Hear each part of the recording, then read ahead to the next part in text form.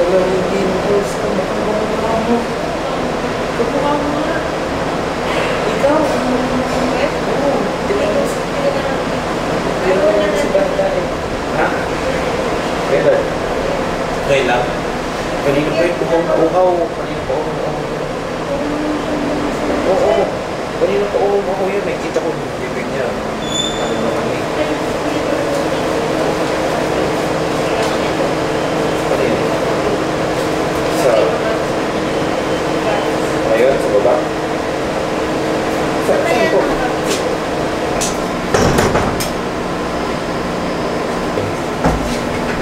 Kaya mo. Naranggan ko lang pakulit.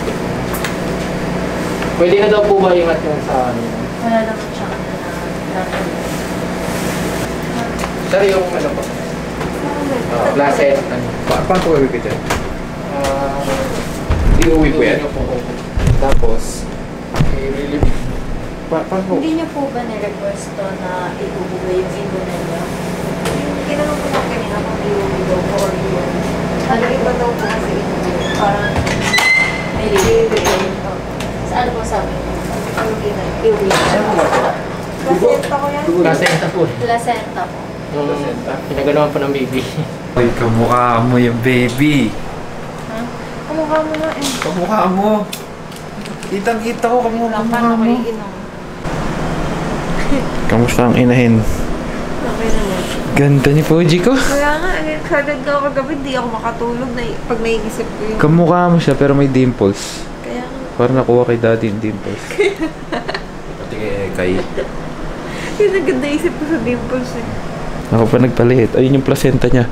Ngayon, hindi ko alam kasi sa Amerika, ang ginagawa pag nanganganak, yung placenta ay binibigay sa doktor tapos ginagawang pills tapos iniinom ng nanay. Tapos dito pala, nililibing daw siya. May kasamang libro, kasamang ballpen, ganun. Hindi ko alam kasi superstitious belief ng mga Pilipino daw yun, sabi ng doktor. Kaya hindi namin alam kung nagagawin namin sa placenta. Ang unang desisyon namin, iwan na lang dito o itapon sa basura. Hindi kasi namin alam eh, first time ganito eh. So, hindi ko alam. Ayun, nandun siya sa plastic ko. Nasa plastic mo na siya.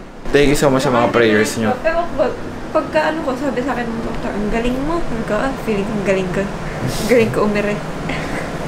Siguro mga tatlong ire ako ay puji ko lang. Tapos lumabas na siya agad. Ang dami din nag-pray sa'yo. Sa previous videos, ang dami nag-send ng prayers sa'yo. Kaya thank you so much sa mga nag-pray po kay Mia. Safe delivery and normal si baby. Maraming salamat po. Ito na yung exciting part. Ito na exciting part. Let's get to the good part. Wala, excited pa makita si Puji ko. Excited ako may uwi si Puji ko. Punta natin siya ngayon. Tara, puntahan natin. Puntahan muna namin guys. Bawal ang camera dito sa camera. Napupuslit ko lang to ng palihim. Bawal eh no. Tara, punta na si Puji ko. Magbe-breastfeed lang yan ha. Nagbe-makeup pa ha. Hindi, gusto ko mag-picture kami ni Puji ko. So, kailangan mag-makeup. Naku naman. Hoy, si Puji ko ha. 18 years old yun bago magme-makeup ha. 18 years old. So guys, medyo maasa kami kanina baka makauwi kami or makasama si baby sa kwarto pero hindi. Ma-admit pa pala si baby ng 1 week dito sa hospital kasi may infection sa dugo si baby. May infection siya. Pero tinitreat na naman.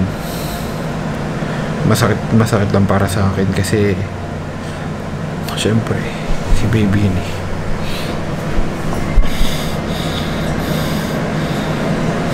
So still need your prayers guys. Maraming salamat sa mga nag-pray kay Mia pati sa baby ko. Tapos ngayon nag-ask po ka ng prayers naman po para kay Fuji ko kasi may infection sa dugo si Fuji ko.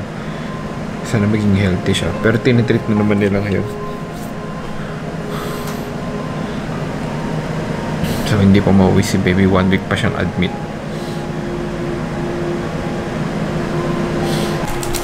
Kain mo po. Dinner. Tapos ko lang magpa-dede kay Puji ko. Wow! Sinigang. So paano yan? Uuwi na tayo bukas pero mag-stay si Puji ko. Pero babalik ako dito araw-araw para dalhin yung gatas mo, no? Breastfeed. Good morning. So another day papaludahin na si Puji ko. Tapos mamaya uuwi na kami. Uwi na kami. Pero nalulungkot ako, hindi pa kasama si Puji ko kasi kailangan niya pa magagamot pa siya. Hindi nga ako excited umuwi. Wala si Puji ko. Lalo ako. So nakauwi na kami. Hindi namin kasama si Puji ko. Wow, ang dami mong in-order. Mukhang gutom na gutom ka. Pre, nagtiis ako dito ng ilang na hindi kumain lagi ng ganito. Inisip ko si Puji ko kung kumain na ba dun eh. Kung dumedi na ba eh. Babalik naman bukas. Ikaw. Okay. Magpapump kami ng gatas mula sa dede ni Mia. Tapos papayunan kay Puji ko. Dadaling ko bukas. Nanay. Nanay. Ugod-ugod siya ngayon eh. Oh. Punta kami kay Puji ko. Papa-breastfeed ni Mia. Nanay, dahan-dahan. Mini. So, first day ng pagbisita namin kay Puji ko. So, ngayon, pupunta ako sa ospital at dadaling ko kay Puji ko tong breast milk ni Mia. Sa isang syringe. Oh, baka ano mo yan? My gosh, pinagirapan ko yan, Jeremy.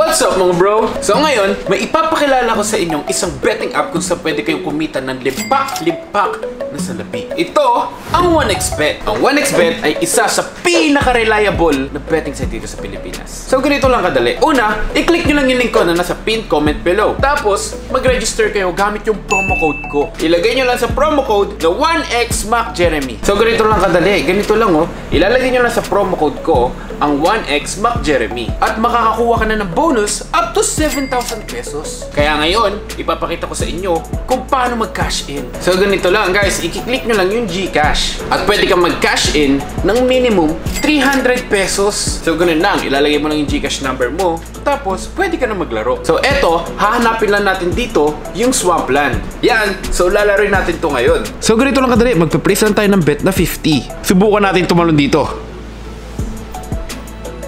Wow, di ba yung 50 naging 65 pesos? Ganun lang kadali. So yun, dahil may pera ka na, ganun lang kadali. Pwede mo nang i-cash out agad-agad. Ganun lang kadali kumita ng pera. So ano po hinihintay nyo? Click nyo na yung pinned comment, register na, mag-cash in at maglaro at sabay-sabay tayo magkapera sa 1xBet.